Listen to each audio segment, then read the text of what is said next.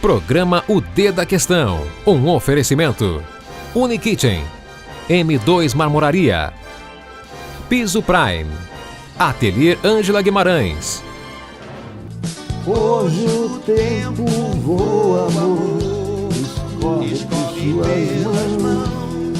O tempo que foi não tem volta. Gabriel Bittencourt, saudades, alegria recebê-lo aqui no D da Questão. A gente vai falar bastante sobre a carreira, a vida de ambientalista do Gabriel e vamos falar também bastante de um projeto novo que tem o DNA desse projeto no Gabriel, tá bom? A gente vai para um vapt-vupt, né? E aí eu volto nessa entrevista. Não sai daí, tá bom? Até já. Gabriel Bittencourt hoje.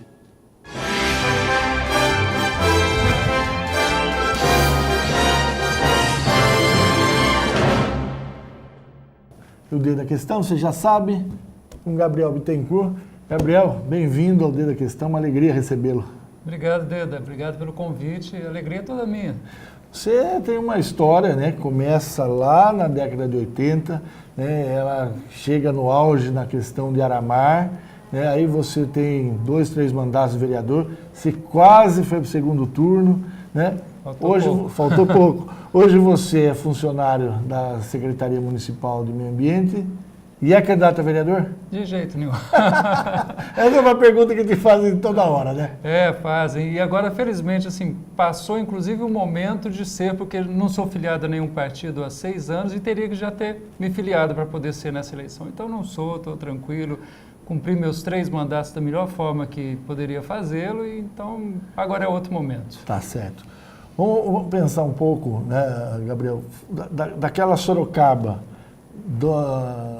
da luta, do engajamento contra Aramar, né, para hoje. Temos aí 25 anos, ou 26 quase chegando agora. Sim.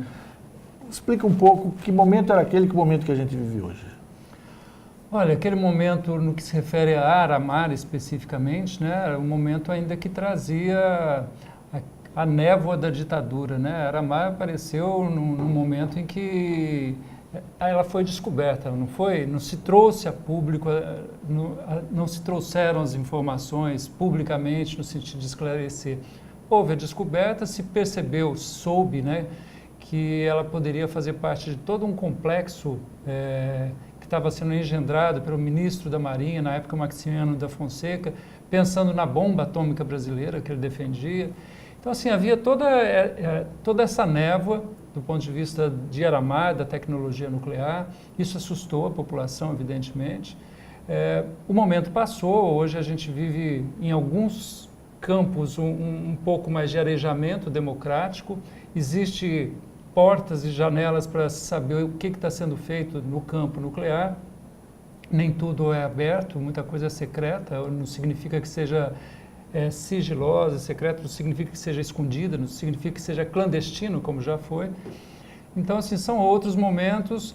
O que o Brasil carece ainda, como em tantos outros campos, principalmente no campo da produção de energia elétrica, é debater mais com a sociedade as suas opções por matriz energética, né? Por exemplo, saindo de Aramar, mas ainda no campo nuclear, as usinas de Angra, o investimento que o Brasil pretende fazer ainda na tecnologia nuclear, tendo tanta coisa que demonstra que é uma tecnologia ainda muito insegura e Fukushima no Japão é o exemplo mais recente e dramático disso. Gabriel, daquele momento, né, estava nascendo, né, ou se solidificando pelo menos, não tinha nem uma década ainda, o PT, o Partido dos Trabalhadores. Você sempre ambientalista, as pessoas sempre confundiam, falavam, o Gabriel é do PV, e você era do PT naquele momento, né? O que tem daquele PT para o PT de hoje? Olha, aquele PT era um PT muito ideológico, né? Eu lembro que, por exemplo, na época que um grupo de deputados resolveu votar no colégio eleitoral, e eram poucos deputados federais, se não me engano 6, e desses 4 foram expulsos do partido, né, porque votaram contra a orientação partidária. Então era um partido ideológico, tinha uma linha bastante definida, era bastante crítico dos procedimentos que são naturais por conta das injunções que existem na legislação eleitoral, na forma de se fazer política no Brasil, mas era crítico com relação a essa coisa do fisiologismo, do clientelismo, né? Eram parlamentares, e depois me juntei a eles sendo vereador, né?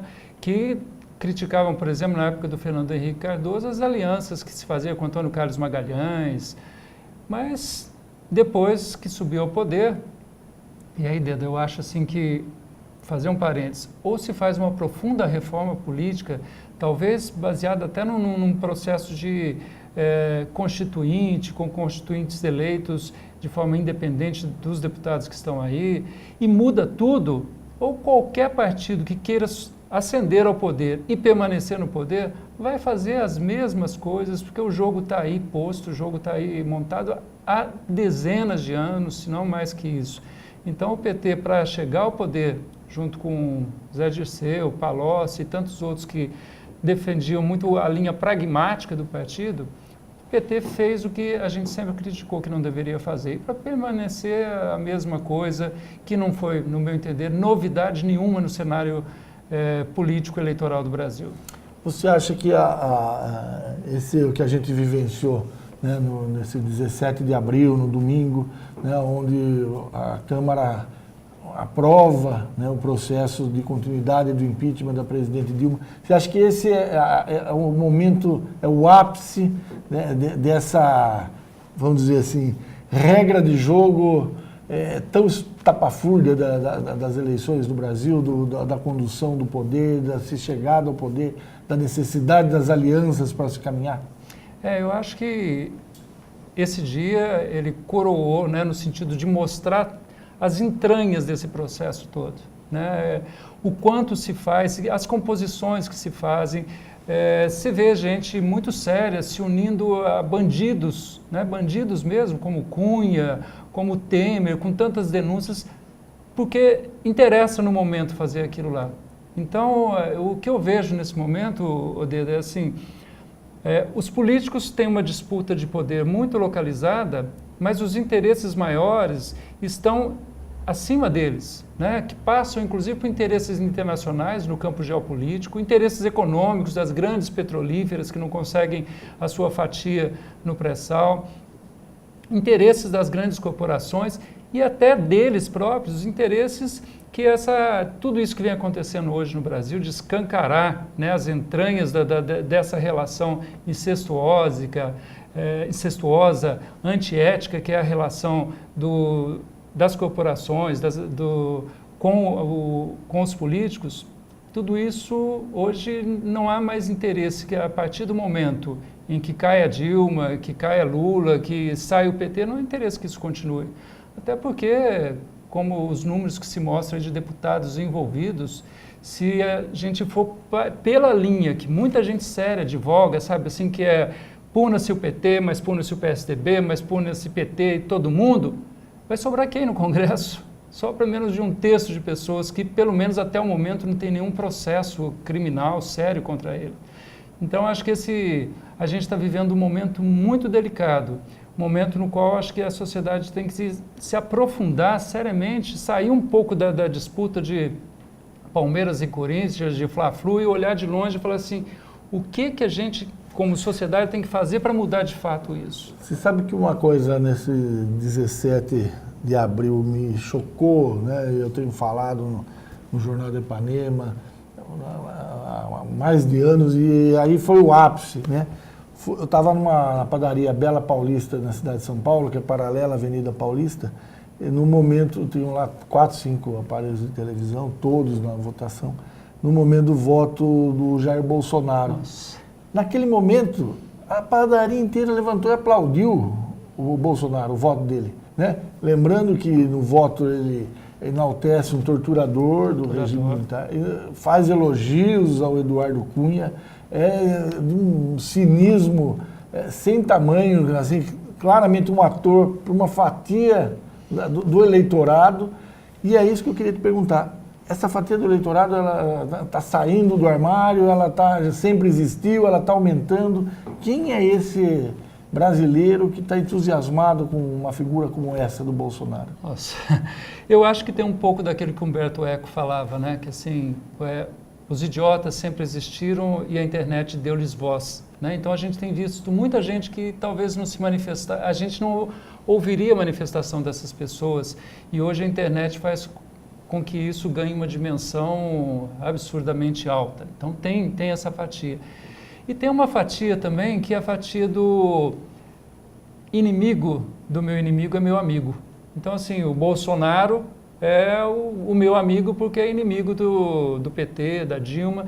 E, sobretudo, nas redes sociais, a coisa fica numa superficialidade, assim, horrorosa, né? Então, as pessoas, muitas pessoas... Eu postei agora há pouco tempo, só para exemplificar, a figura do Bolsonaro, o rosto dele, escrevi em cima, digitei o seguinte: se algum momento eu tiver dúvida da minha posição e olhar para o meu lado e junto comigo estiver uma pessoa que prega homofobia, xenofobia, que é misógino, que defende torturador, chama a ditadura militar, diz que se for presidente vai fechar o Congresso, uma pessoa com esse perfil, se estiver do meu lado e eu tiver dúvida da minha posição, fala, opa, estou errado, estou no lugar errado. Então, assim, falta um pouco de reflexão sobre isso. Não é a qualquer custo que a gente muda um cenário político, a gente tem que refletir primeiro, assim, com quem, como e aonde a gente chega. Eu acho que a gente está num momento no Brasil muito delicado no que se refere a essa última questão. Você acha que a democracia corre risco ou não? Eu acho que corre risco. Ela já está abalada porque, no meu entender, o processo de impeachment, que é uma coisa já prevista constitucionalmente, ele está sendo usado como um artifício para poder se chegar naquilo que começou com uma declaração mais ilustrativa de todo esse processo, que foi do Aloysio Nunes, que ganhou, a partir do momento que ganhou a Dilma, ele falou, vamos fazer sangrar essa presidente. E está sangrando até hoje, e não apenas ela, por sangrar a presidente e, portanto, não aprovar no Congresso medidas até de reforma na economia, o Brasil está sangrando junto, queiramos ou não. Então, assim, é isso que está acontecendo neste momento, ferindo o processo democrático, a democracia pela qual tanto batalhamos. E a partir daqui, Deda, eu consigo fazer previsão até o que acontece às 6 horas da tarde, de amanhã para diante. Essa é a realidade, é o que você fala de manhã, vale até a hora do almoço, nem do fim da tarde. Bom, conversa de hoje com Gabriel Bittencourt, né? Falamos bastante de política, desse momento que o Brasil vive. A gente vai para um rápido intervalo e na volta vamos falar desse projeto importantíssimo para a cidade de Sorocaba, tá bom? Até já. A Unikitchen está localizada na cidade de Sorocaba e rapidamente conquistou o mercado atendendo consumidores exigentes que buscam muito mais que diferenciais de beleza e tecnologia. Perfeitamente adaptada às tendências globais e necessidades do nosso tempo, a empresa busca as mais variadas soluções para o seu dia a dia. Os eletrodomésticos, metais e louças comercializados e a consultoria prestada são referência no interior do estado de São Paulo, sinônimo de qualidade, exclusividade e respeito ao meio ambiente. Especializada em revestimentos de alto padrão, a Piso Prime oferece os mais variados produtos nacionais e internacionais, além de serviços diferenciados. Através de um atendimento personalizado, o cliente encontrará as melhores opções e as últimas tendências e novidades para os mais diversos projetos. Cerâmicas e porcelanatos nacionais e importados, pastilhas em vidro, cerâmica e aço inox, mosaicos em mármore, coco, madeira, pedras naturais e vidro, ladrilho hidráulico, pisos e revestimentos cimentícios e atérmicos para piscinas. Cubas especiais, cerâmica natural e decorada, revestimentos exclusivos. Bom, Desde a Questão está de volta. Hoje uma conversa bastante gostosa com Gabriel Bittencourt, ambientalista. E agora vamos falar desse projeto. Falamos bastante no primeiro bloco, né, sobre esse momento, né, vai da década de 80 até a gente chegar nesse século XXI. Fizemos uma análise geral da política e vamos falar do Arboriza, né? Gabriel, você sempre foi ambientalista. Conta só rapidamente como é que nasce, você vai para a vida pública no PT, você vai quase eleito, aí você vai para o PCdoB, aí você fala não para a política e hoje você está no governo do PSDB. Fala um pouquinho dessa trajetória. Bem, eu acabei optando pela via da política partidária quando, como ambientalista, eu percebi que na Câmara de Vereadores poderia fazer uma diferença grande você ter uma pessoa com uma visão no campo socioambiental. Tinha já uma militância que, da época que eu estudava no Rio de Janeiro, vim para Sorocaba, aconteceu Aramar, me envolvi em tantas outras coisas no campo socioambiental e fiz, a partir daí, acabei sendo eleito, cumpri 3 mandatos e depois, como você disse, uma campanha para prefeito em 2004, por pouquíssimo, um percentual mínimo, aí não vou para o segundo turno. E em 2010, assim, acabei desistindo da política partidária, por vários motivos, mas de lá para cá, assim, percebendo muito que o PT e outros partidos estavam com práticas muito comuns, partidos que antes você conseguia diferenciar muito, não por conta do seu discurso, por conta daquilo que está escrito, mas por conta da forma como se faz política. E aí acabei não encontrando muito mais identidade nos partidos que estão por aí. E recentemente eu fui convidado para poder exercer um papel de caráter técnico dentro da Secretaria de Meio Ambiente para desenvolver alguns projetos. E a minha relação com a cidade, ela se dá dessa forma, né? De que maneira eu posso fazer alguma coisa de boa para a cidade, para o local onde eu moro, sabe? Em qualquer local que eu moro, eu acho que todos nós temos que ter algum compromisso em fazer coisas boas.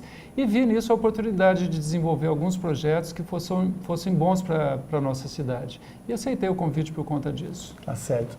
Fala um pouco, né, do que é esse Arboriza Sorocaba. O Arboriza Sorocaba é um projeto seu, é um projeto da secretaria, as ideias nasceram com você levou para lá. Fala um pouquinho disso. Bem, primeiro assim, o projeto foi lançado agora há pouco tempo, no discurso de apresentação do projeto até lembrei uma situação que eu acho que é emblemática. Na década de 1980, eu reclamava muito com Sorocaba com baixo índice de arborização urbana, o que tinha de muito pouca qualidade, né? Se plantou toda e qualquer coisa de forma indistinta. Hoje a gente colhe os frutos desses plantios desregrados. E um grupo de pessoas, eu e mais umas poucas pessoas, a gente queria uma Sorocaba mais arborizada com qualidade. E sabendo que primeiro, a prefeitura não fazia, se a gente fosse pedir para fazer, a gente ia ter ou uma negativa ou um processo burocrático longo para vencer. Então a gente pegava uma vez por mês, identificava um local, comprava uma muda adequada, comprava a terra boa, comprava um gradil, e a gente, sábado de madrugada, às escondidas ia plantar. Temos hoje várias árvores adultas aí, fruto disso. Passado todo esse momento, hoje a gente está com esse projeto na secretaria buscando o contrário, chamando a cidade para plantar, oferecendo para ela, através de um portal na internet, de um aplicativo, as informações sobre como plantar, onde pegar uma muda, que muda é mais adequada para aquele local. Então, houve esse salto que esse projeto garante. Ele é um programa que a gente pretende que ele seja contínuo, não é uma campanha, embora a gente tenha metas do ponto de vista quantitativo. Para você ter uma ideia, a gente quer, com tudo que foi plantado naqueles mega plantios e outras ações de 2010 para cá, a gente quer chegar em 2018 plantando mais 300 mil mudas, portanto, atingindo em 2018 a gente atingindo 1 milhão de mudas plantadas. Estamos colocando um desafio para daí 8 anos a gente plantar mais 1 milhão de mudas. Então, em pouco mais de 10 anos, a gente quer atingir a cifra de 1 milhão e 300 mil mudas. Agora, a gente teve no governo passado, né, a Jussara de Lima Carvalho era da Secretaria do Meio Ambiente, o prefeito Vitor Lippe, e eles deram uma ênfase muito grande no que chamavam de mega plantio, né? Foram lá quase 500 mil mudas, e elas se concentravam, a grande maioria, num lugar só. Eu me lembro lá próximo à Toyota, no canteiro da Itavuvu. Tem um trabalho dentro da UFSCar dizendo o seguinte, que foi muito mais um projeto de marketing, né, pessoal aí do prefeito, marketing de um governo, de uma marca, do que de fato um projeto ambiental. Aquelas mudas não vingaram, então você tem toda uma polêmica. O que esse projeto tem de diferente daquele? Esse projeto ele vai continuar desenvolvendo ações de plantio em áreas verdes, áreas de preservação permanente, ou seja beiras de córregos, de nascentes e tal, mas ele procura primeiro, envolver o cidadão, a secretaria ser um articulador do processo de plantio de árvores. Nova York, e eu me inspirei muito em Nova York quando pensei nesse programa, Nova York fez um desafio para a sociedade. Eles fizeram um portal, tal como a gente está fazendo agora, e lançaram, queremos plantar em 10 anos 1 milhão de árvores.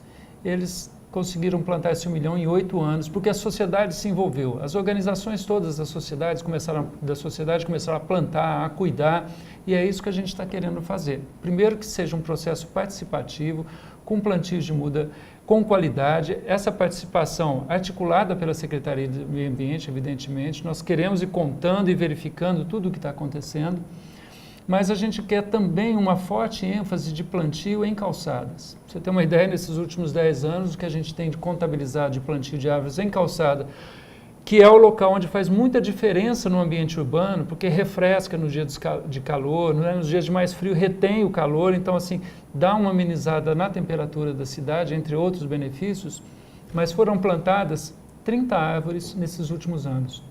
A gente prevê, nesse período aí de 10 anos, plantar 110 mil mudas de árvores em calçada. Plantar bem plantadas, sabe? Plantar... Porque as pessoas elas têm um receio, né? A raiz vai levantar, vai estragar o meu esgoto, vai levantar o alicerce, vai estragar a calçada, estragar a casa, a sujeira. Foi plantado errado o que foi plantado? Foi. Eu não sei da origem o que aconteceu, mas há cerca de 40 anos assim, teve um plantio de cibipirunas, por exemplo. Um boom do cibipiru. Nossa, é uma árvore maravilhosa, ela é linda, é uma prima daí do pau-brasil, né? Tem uma floração parecida, tudo muito parecido. Ela é linda. Você plantar num local que não numa calçada estreita assim.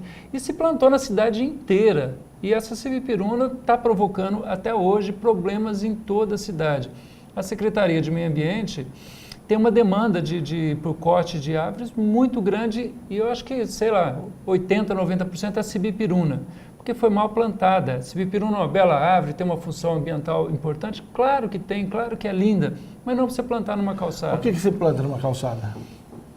Numa calçada estreita, por exemplo, tem um tipo de ipê, que é um ipê de médio porte, ipê amarelo, mesmo o ipê branco, que é um pouco maior, dá para você plantar numa calçada ainda estreita, uma quaresmeira dá para você plantar, uma aroeira salsa dá para plantar. Então tem vários... E quem quiser plantar, hoje a Secretaria vai oferecer a muda, é isso? Vai oferecer e dessa forma, a pessoa entra no portal, o portal não está totalmente concluído, mas em se concluindo, a pessoa vai poder entrar no portal e falar assim, eu quero ser um guardião de uma árvore, eu quero plantar uma em casa. E aí, através de vários filtros, ela vai informando, eu quero plantar no quintal ou quero plantar na calçada. Se eu quero plantar na calçada, como é que é a minha calçada? Tem fiação, tem rede de esgoto? E com esses filtros, ela chega, por exemplo, a uma lista de 3 árvores possíveis. E aí ela escolhe uma, seja pela floração, seja pela beleza, o critério aí vai ser dela. E aí o portal informa, olha, está lá no Chico Mendes, tem tantas mudas, quer reservar? A pessoa reserva, vai lá e pega. A gente está chegando ao final, Gabriel. Uma questão que eu queria, uma última reflexão, é o seguinte, né? Quer dizer, um projeto previsto em 10 anos 1 milhão de árvores. Sim. A Secretaria do Meio Ambiente, nessa gestão, tem 7 meses. Né? O próximo prefeito tem 4 anos e o próximo prefeito tem 5 anos. Então a gente vai ter 3 administradores. Como que se faz um programa como esse de arborização, quando você vai ter pelo menos 3 gestores diferentes pela frente? Não é fácil, Deda. A gente quer, por isso, o envolvimento da sociedade. Se a sociedade se envolver nesse processo, deixa de ser um projeto de governo e passa a ser um projeto de Estado. Exatamente, exatamente. Isso não garante, evidentemente, que o projeto chegue ao fim exatamente cumprindo as mesmas metas e da mesma forma como foi concebido. Mas se a sociedade organizada estiver junto, ela vai ser o ente que vai cobrar dos próximos prefeitos e acreditando que o processo, a elaboração, a metodologia estão corretas, vai cobrar que ele seja executado até o fim dessa forma. Como que a pessoa chega até o portal? O portal se chama arboriza.sorocaba.sp.gov.br, mas botando no Google arboriza.sorocaba, chega lá tranquilamente. Então tá bom. Obrigado. Prazer, Deda. Prazer estar aqui contigo. A gente Muito sempre bom. se encontra na rádio, tomando um cafezinho, agora aqui contigo um prazer. Olha, sempre uma alegria encontrar o Gabriel. Gabriel, nós moramos na mesma rua, né? Eu nasci na Moreira Cabral, na Vila Santana. Na década de 80 você mudou para lá, né? Mudei para lá. Então a gente se conhece há muitos anos, o Gabriel, né? E é sempre uma alegria cada vez que encontra, né? E ouvir essas opiniões muito claras, muito lúcidas sobre todo esse processo que a gente está vivendo, particularmente esse processo ambiental. Por um rápido intervalo e aí eu volto para a despedida de vocês com um café, tá bom? Até já. Ateliê Ângela Guimarães, especializado em cortinas, persianas, tapeçaria e papéis de parede. Atendimento personalizado, bom gosto, experiência e credibilidade. Ateliê Ângela Guimarães, há 30 anos deixando sua casa sofisticada como você. Informações de contato, Rua Comendador Abílio Soares 559 no Jardim América em Sorocaba. Telefone 3037 2490. Contato @angelaguimarãesdecor.com.br. M2 Marmoraria.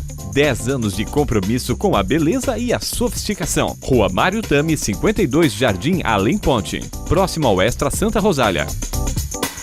3237-3030. Sorocaba. m2marmoraria.com.br.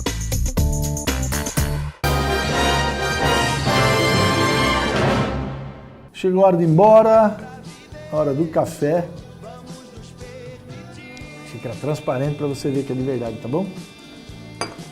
Café de hoje eu quero tomar com Melado, Francis Antônio Monteiro, olha, com toda a velha guarda de ambientalistas de Sorocaba, né?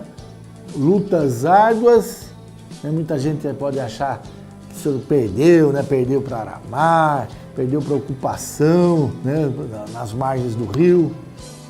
Na verdade, é uma vitória de todo mundo, né? Uma vitória que valeu a pena. Essa entrevista de hoje com o Gabriel Bittencourt deixa muito claro, né, que, embora na aparência sejam grandes derrotas, na essência são enormes vitórias.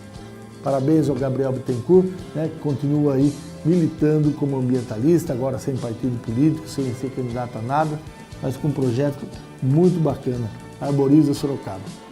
Entra lá, dá um Google, arboriza.sorocaba, vai encontrar o site, vai saber exatamente como plantar a árvore adequada para a sua calçada, para o seu quintal.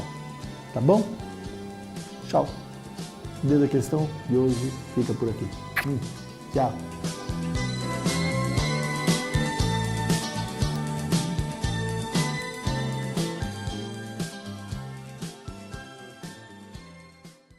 Programa O D da Questão. Um oferecimento. Unikitchen. M2 Marmoraria. Piso Prime. Ateliê Ângela Guimarães.